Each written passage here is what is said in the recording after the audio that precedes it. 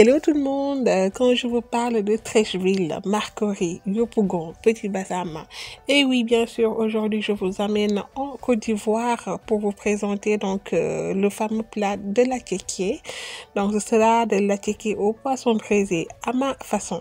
Salam mbokk yi tey nag ñu daagu nank dem ba Côte d'Ivoire me présenter leen donc recette attiéké bu neex bu yomb defar mu ànd ak ay jën yu ñu lakk. Voilà, donc tout de suite, on passe en vidéo. Donc, après avoir bien lavé nos poissons, donc on fait des entailles. Là, après, donc, je vais venir saler un peu et aussi donc y ajouter du jus de citron afin de le laisser mariner. Donc, là, dañuy jël suñu jën yi rek waas ko defal ko ba mu baax tranché ko nii léegi daal di ci def tuuti xorom ak ndoxu limon. ñu bàyyi ko foofu noonu mu mariner ndax comme que dañ koy lakk il faut mu saf ndoxu limon bi mën a dugg bu baax a baax ci biir jën bi donc ku mu neex mën nga ko def ak jën ku mu neex tamit mën nga ko def ak ginaar voilà. Donc vous pouvez soit le faire donc au poisson ou bien donc au poulet, c'est comme vous voulez. Donc pour les ingrédients de la marinade, j'aurai besoin de poivre, piment, du persil, du piment de Cayenne, quelques feuilles de menthe, de l'ail et du gingembre frais. Voilà, donc pour marinade bi dinaa soxla poobar, kaani, tuuti persil, tuuti nana, piment de Cayenne, laaj bi ak ginger bi. Donc dañuy jël yëpp rek nga mixer ko. Donc après avoir mixé le tout, on va venir donc y rajouter quelques épices. Donc ñu dolli ci épices yi nga xamante ne dinañ ko soxla pour marinade bi. Donc j'ai mis du paprika, du curcuma, un peu d'huile, du sel, un peu de vinaigre, du jus de citron et un peu de sauce barbecue. Donc ça va nous aider pour quand on va donc faire griller les poissons. Donc ingrédients yi ma def noonu yëpp mu jël ko rek daal di koy mélanger pour que ñu mën a mariner suñu jën yi après. Donc on va utiliser cette marinade pour les poissons. Donc puisqu'on avait laissé les poissons dans l'eau de citron pour quelques minutes, donc là on va venir les mariner et après donc les laisser reposer un tout petit peu. Voilà, donc jëlee sa marinade rek jàllale ko ci tranche yi def ko un peu partout ci jën bi ba partie yëpp am.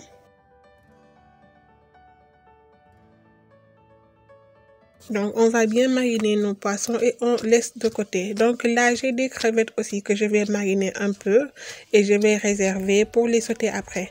Donc am naa fi tamit crevettes jël naa tuuti sa marinade bi def naa ko ci dama koy mariner après teg ko de côté. Donc moom dinañ ko ñëw sauter à la fin juste pour mu accompagner suñu recette bi. Voilà, donc là on va passer à la suite. Voici mon attiéké, donc c'est de l'attiéké frais.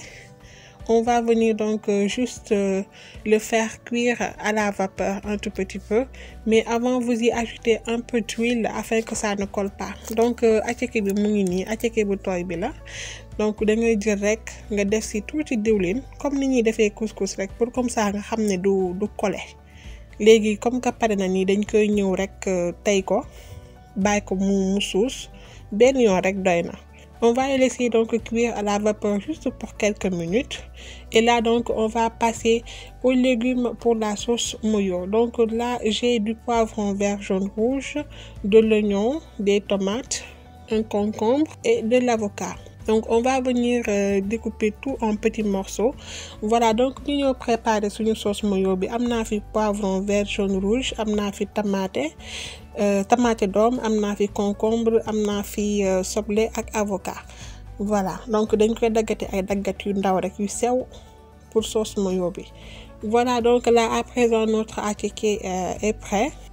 Là vous voyez. Donc là je vais le laisser de côté en attendant donc de venir faire la sauce moyo.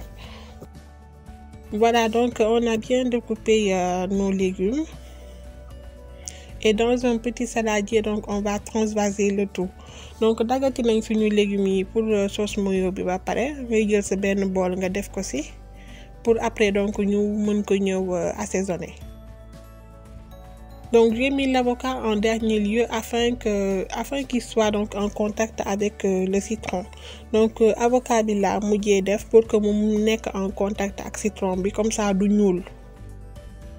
Donc là on y met du jus de citron. Donc pour l'assaisonnement vraiment c'est à votre niveau. Là on y ajoute un peu d'huile, un peu de vinaigre. Donc def naa ci limon ndox, def ci diwlin, def ci vinaigre. Un peu de sel, def naa ci tuuti xorom, un peu de poivre et un peu de piment en poudre. Dolli naa ci poobar bu mokk ak kaani bu mokk. Donc ceux qui aiment manger pimenté, vous pouvez donc toutefois relever la sauce, ça dépend de vous. Donc ñi nga xam ne dañu bëgg tout le temps di lekk lu saf, mën ngeen ci dolliwaat tuuti kaani, tuuti poobar, yéenay xool. On y a ajouté donc un peu de moutarde. Donc dolli naa ci tuuti moutarde rek pour mu accompagner waale suñu sauce bi. Donc day gën a neex rek. Voilà, donc la sauce mayo elle est prête. On va la mettre de côté et passer à autre chose. Donc sauce mayo bi pare na, dañ koy teg de côté. Léegi nag ñu ñëw jàllaat encore ci suñu attiéké bi. Voilà, donc moi j'aime bien associer les légumes avec mes recettes. Donc l'attiéké, vous pouvez donc le laisser comme ça. Mais moi j'ai préféré y mettre un peu de carottes et un peu de maïs d'eau. Donc man dama am habitude di associer légumes yi ak samay recettes bu ngeen seetloo. Donc attiéké bi mënoon nañ ko bàyyi noonu mais man dama préféré def ci tuuti carotte ak maïs d'eau pour comme ça mu apporter ñu benn couleur bu rafet en plus tamit légumes dafa baax ci yaram. Voilà. Là c'est prêt, on va le laisser de côté donc tout au chaud.